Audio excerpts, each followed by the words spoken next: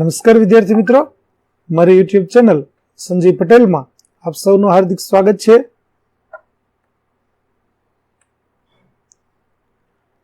મિત્રો, આજના વિડીયોની અંદર આપણે ધોરણ 6 વિષય છે પ્રોજેક્ટ પ્રવૃત્તિ બુક, જેમાં પ્રોજેક્ટ પ્રવૃત્તિ નંબર 8 જેનું નામ છે મારું ગીત.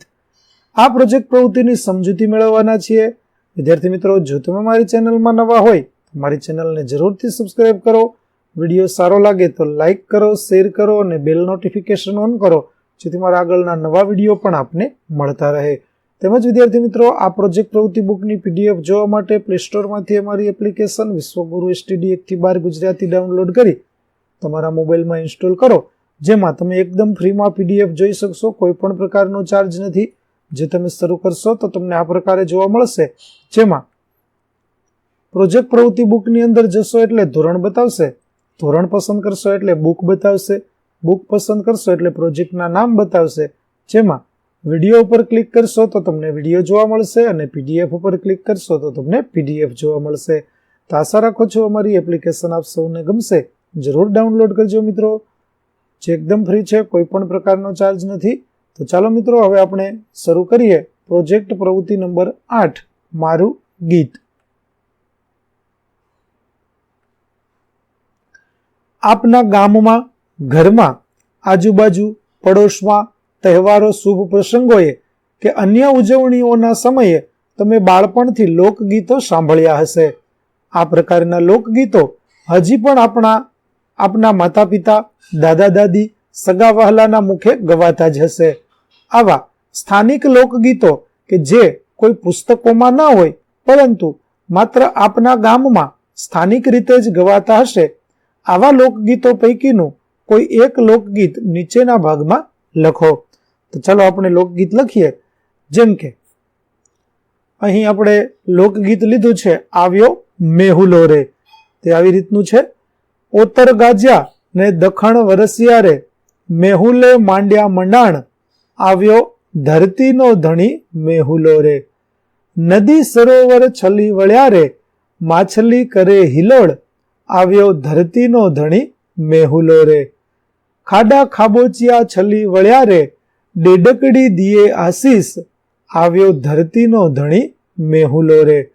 ધોરીએ લીધા ધુરી ધોસરા રે, ખેડૂએ લીધી બેવડી રાસ, આવ્યો ધરતીનો ધણી મેહુલો રે. ગાયે લીધા ગાના વાછરું રે, અસ્ત્રીએ લીધા નાના બાળ, આવ્યો ધરતીનો ધણી મેહુલો રે. તો આવું સરસ મજાનું લોકગીત કે જે વરસાદને અનુલક્ષીને ગાવામાં આવતું હોય છે, તો આ લોકગીત હતું તે આપણે લખ્યું.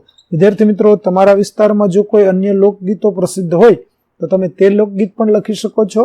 આ અહીં જે લોકગીત આપેલું છે તે નમૂનારૂપ છે. તમને બીજું કોઈ લોકગીત ગમતું હોય તો તમે તે લોકગીત પણ લખી શકો છો. ચાલો આગળ જોઈએ. આ લોકગીતમાં શાના વિશે વાત કરવામાં આવી છે? તો ચાલો જોઈએ. આ લોકગીત મેઘના આગમનનું વર્ણન કરે છે. પહેલી પંક્તિમાં કવિ મેઘના ગાજવા અને દક્ષિણ દિશામાંથી વરસાદ વરસવાનું વર્ણન કરે છે. મેહુલો શબ્દ વરસાદી મેઘ માટે વપરાય છે. બીજી પંક્તિમાં કવિ વર્ણવે છે કે કેવી રીતે નદીઓ અને સરોવરો મેઘના પાણીથી ભરાઈ જાય છે. માછલીઓ આનંદમાં હિલોળા કરે છે. ત્રીજી પંક્તિમાં કવિ ખાડાઓ અને ખાબોચિયા મેઘના પાણીથી ભરાઈ જવાનું વર્ણન કરે છે. ડેડક એટલે કે બગુડા આનંદમાં આશીર્વાદ આપે છે. ચોથી પંક્તિમાં કવિ વર્ણવે છે કે કેવી રીતે ખેડૂતો મેઘના આગમનથી ખુશ થાય છે અને બેવડી ખેતી કરવાની આશા રાખે છે. પાંચમી પંક્તિમાં કવિ વર્ણવે છે કે કેવી રીતે ગાયો પોતાના વાછરા સાથે મેદાનમાં ચરવા જાય છે. છેલ્લી પંક્તિમાં કવિ નાના બાળકોને તરવા માટે નદી કિનારે લઈ જવાનું વર્ણન કરે છે. આમ આ ગીત પ્રકૃતિ પ્રત્યેનો પ્રેમ અને વરસાદના આગમનથી થતી ખુશી વ્યક્ત કરે છે. તો વિદ્યાર્થી મિત્રો, અહીં આપણી પ્રોજેક્ટ પ્રવૃત્તિ નંબર 8 મારું ગીત ની સમજૂતી છે તે પૂરી થાય છે.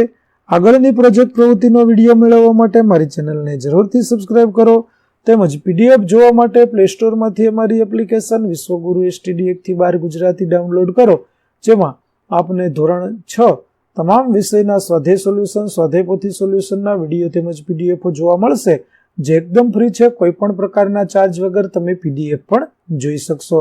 તો આશા રાખું છું અમારી એપ્લિકેશન પણ આપને ગમશે. જરૂર ડાઉનલોડ કરજો. ફરી મળીશું આપણે નવા વિડીયો સાથે. ત્યાં સુધી આવજો.